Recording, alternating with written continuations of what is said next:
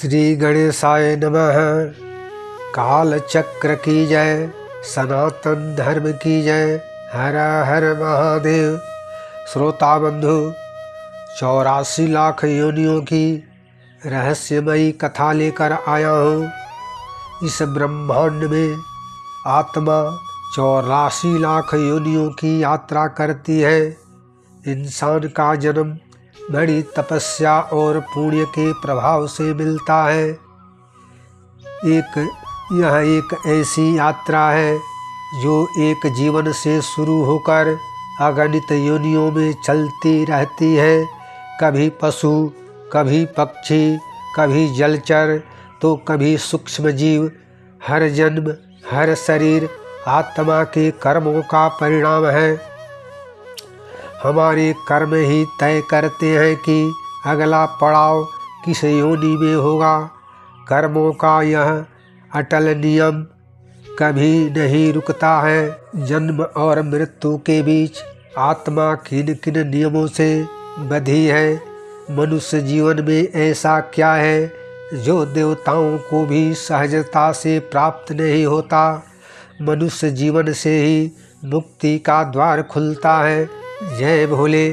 श्रोता बंधु, मैं पंडित गोपाल जी तिवारी सत्य सनातन ज्ञान संगम चैनल से श्री हरि विष्णु के चरणों में नमन करते हुए चैनल पर समस्त श्रोता बंधुओं का स्वागत करता हूँ।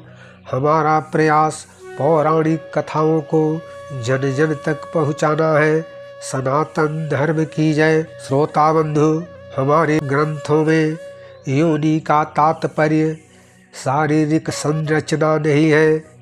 इसका रहस्य बहुत गहरा है। यह चेतना की एक अवस्था है जिसमें आत्मा अपने कर्मों का फल भोगने के लिए निवास करती है। आत्मा अपना पुराना शरीर छोड़कर अपने कर्मों के हिसाब से विभिन्न शरीर धारण करती है।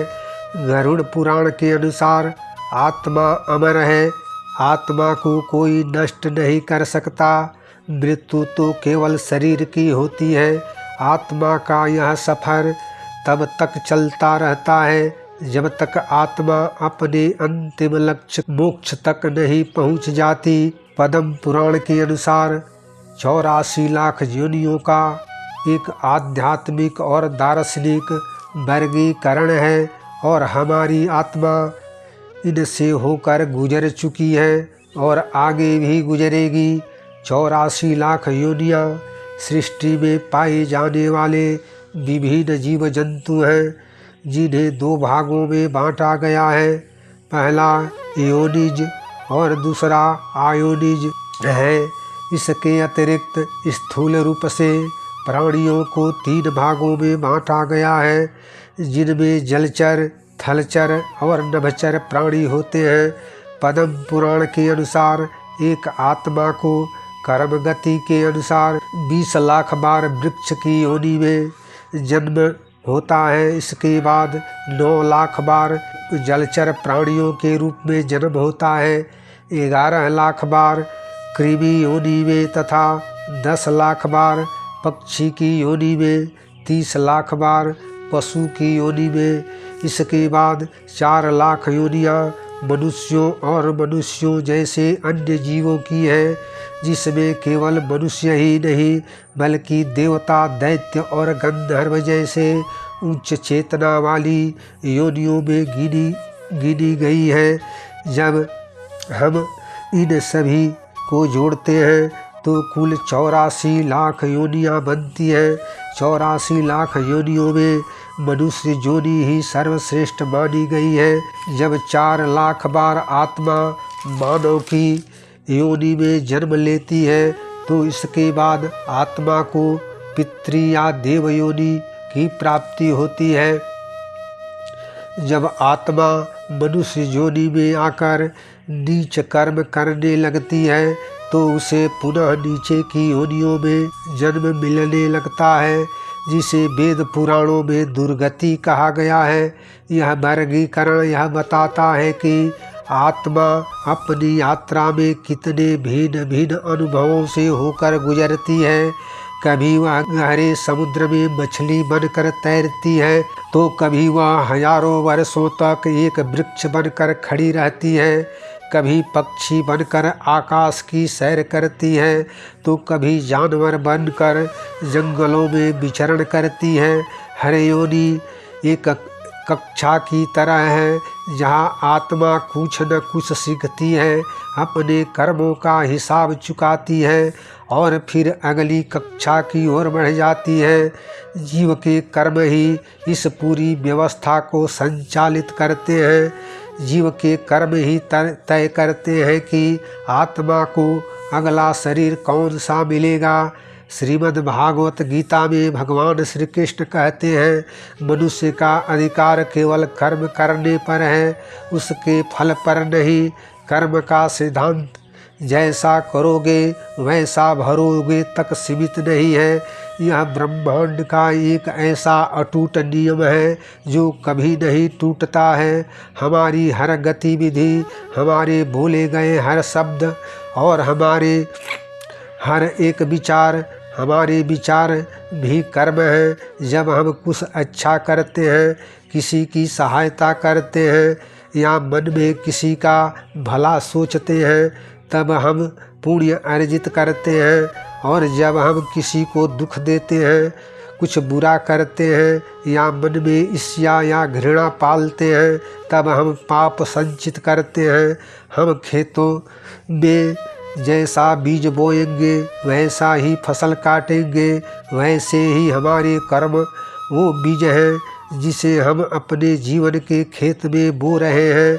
उसका फल इसी जन्म में या आने वाले जन्म में अवश्य भोगना पड़ता है। हमारे अच्छे और बुरे कर्मों का यही बही खाता हमारे संचित कर्म है, जो आत्मा के साथ एक जन्म से दूसरे जन्म तक जाता रहता है। जब मृत्यु के समय आत्मा शरीर छोड़ती है, तब वह अपने साथ कर्मों की यही पोटली लेकर आगे बढ़ती है। यही संचित कर्म निर्धारित करते हैं कि आत्मा का अगला जन्म किस योनि में होगा। यदि पुण्य अधिक है तो आत्मा को उच्च योनियों में जैसे देवता या किसी संपन्न तथा सुखी मनुष्य का जीवन मिलता है, परंतु यदि पाप अधिक है तो आत्मा को निम्न योनियों में डाल दिया जाता है, जैसे पशु पक्षी कीड़े या पेड़ पौधे में जहाँ दुख है और चेतना की कमी है। यह कर्म अनंत काल तक चलता रहता है। एक योनि से दूसरी, दूसरी से तीसरी योनि में कर्मों के अनुसार आत्मा ऊपर नीचे होती रहती है। श्रोता बंधु, क्या इस जन्म मृत्यु के चक्कर को तोड़ा जा सकता है? एक क्षण के लिए आत्मा की इस यात्रा की कल्पना कीजिए। जब किसी जीव की मृत्यु होती है, तब आत्मा अपने पुराने शरीर को उसी तरह छोड़ देती है जैसे हम पुराने कपड़े उतार कर नए पहनते हैं। आत्मा अपने साथ एक सूक्ष्म शरीर लेकर आगे बढ़ती है, जिसमें जीवन भर के संस्कार, इच्छाएं और कर्मों का संपूर्ण लेखा जोखा दर्ज रहता है। गरुड़ पुराण के अनुसार मृत्यु के पश्चात आत्मा एक ऐसी अवस्था में प्रवेश करती है जहां उसे अपने सभी जन्मों का संपूर्ण जीवन एक चलचित्र की भांति दिखाया जाता है। उसे दिखाया जाता है कि उसने क्या अच्छा किया, क्या बुरा किया और उसके कर्मों का दूसरों पर क्या प्रभाव पड़ा। वहाँ पर आत्मा स्वयं अपनी साक्षी और स्वयं ही अपना न्यायाधीश होती है। इस आत्मचिंतन के बाद उसके कर्मों की ऊर्जा स्वतः उसके अगले जन्म की ओर खींच ले जाती है। मरते समय उसकी वासनाएं और जीवन भर के उसके कर्म मिलकर निर्धारित करते हैं कि उसे कौन सी नई योनि में शरीर प्राप्त होगा। अगर किसी की आसक्ति भोजन में अधिक है तो उसे ऐसी योनि मिलती है जहाँ उसे भोजन के लिए तरसना पड़े। यदि किसी में हिंसक प्रवृत्ति अधिक थी तो उसे किसी हिंसक पशु का शरीर मिलता है। यह एक प्राकृतिक और न्याय संगत व्यवस्था है। इस संपूर्ण प्रक्रिया में आत्मा एक योनि से दूसरी योनि में भटकती रहती है। आत्मा 83,99,999 योनियों के कष्टों और अनुभवों से होकर गुजरती है। वृक्ष योनि में हजारों वर्षों तक बिना हिले डुले पीड़ा सहती है। कीट योनि में कुछ क्षण जीकर मर जाती है। पशु योनि में सदैव भय और भूख से जीवन व्यतीत करती है। इन सभी योनियों में एक बात समान है, वहाँ विवेक नहीं है, अर्थात सही और गलत में अंतर करने की समझ नहीं होती है। अरबों खरबों वर्षों तक इस चक्र में भटकने के बाद जब अगणित जन्मों के पुण्य एकत्रित होते हैं तब जाकर वह सुनहला अवसर आता है जब आत्मा को मनुष्य शरीर प्राप्त होता है। शास्त्रों में बताया गया है कि बड़े भाग्य मानुष तन पावा, सुर दुर्लभ सब ग्रंथ नहीं गावा। अर्थात बड़े सौभाग्य से यह मनुष्य शरीर मिलता है जो देवताओं के लिए भी दुर्लभ है। देवताओं के पास तो हमसे कहीं अधिक सुख सुविधा है, फिर उनके लिए दुर्लभ इसलिए है कि देवताओं का जीवन भोग प्रधान है। वे अपने अच्छे कर्मों का फल भोग रहे हैं।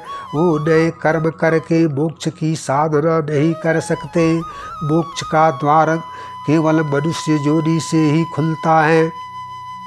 मनुष्य जन्म की सबसे बड़ी शक्ति है विवेक, अर्थात बुद्धि और चेतना की वह शक्ति जो हमें सही गलत अच्छे बुरे के बीच में भेद करना सिखाती है। एक पशु केवल अपनी प्रवृत्ति और आवश्यकता से कार्य करता है, लेकिन मनुष्य के पास अच्छे और बुरे को चुनने की स्वतंत्रता है। वह चाहे तो अच्छे कर्म करके देवता बन सकता है और चाहे तो बुरे कर्मों को करके वापस पशुओं की योनि में गिर सकता है। यह चुनने की शक्ति किसी अन्य योनि में नहीं है। मनुष्य शरीर को साधन धाम मोक्ष का द्वार कहा गया है, अर्थात मनुष्य शरीर मोक्ष प्राप्त करने का एक साधन और उसका मुख्य द्वार है। यह 4 रास्ते सीधे मोक्ष की तरफ जाते हैं, जिन्हें 4 युग कहा गया है। पहला कर्म योग, योग फल की चिंता किए बिना अपना कर्तव्य निभाते हुए ईश्वर को प्राप्त करना। दूसरा भक्ति योग, प्रेम श्रद्धा और समर्पण से ईश्वर की भक्ति करके उसमें एकागार हो जाना। तीसरा ज्ञान योग, ज्ञान और मनन के द्वारा मैं कौन हूँ इस सत्य को जानकर मुक्त हो जाना। चौथा राजयोग, ध्यान और साधना के माध्यम से मन और इंद्रियों को नियंत्रित करके समाधि तक पहुँचना। ये मार्ग केवल मनुष्यों के लिए खुले हैं। कोई पशु या पक्षी ना तो गीता का ज्ञान समझ सकता है, ना भजन कीर्तन और ना ही ध्यान में बैठकर अपनी आत्मा को पहचान सकता है। यह क्षमता, यह अवसर और यह सौभाग्य केवल मनुष्यों को प्राप्त हुआ है। हम 84 लाख योनियों के चक्रव्यूह में भटकने के बाद उस द्वार पर खड़े हैं जहाँ से मुक्ति का मार्ग सुलभ है। हम इस कीमती शरीर को खाने पीने धन कमाने में गंवा देते हैं। ये काम तो पशु भी करते हैं, तो हम में और उनमें क्या अंतर रहेगा। हमें मानव शरीर परमात्मा को प्राप्त करके मोक्ष के लिए मिला है। हमें इसे आत्मा के उत्थान में लगाना ही होगा। जय श्री हरि विष्णु। श्रोता बंधु, 84 लाख योनियों के संपूर्ण चक्र की कथा सुनकर लाइक करें, शेयर करें, कमेंट करें तथा चैनल को सब्सक्राइब जरूर करें। सनातन धर्म की जय। हर हर महादेव।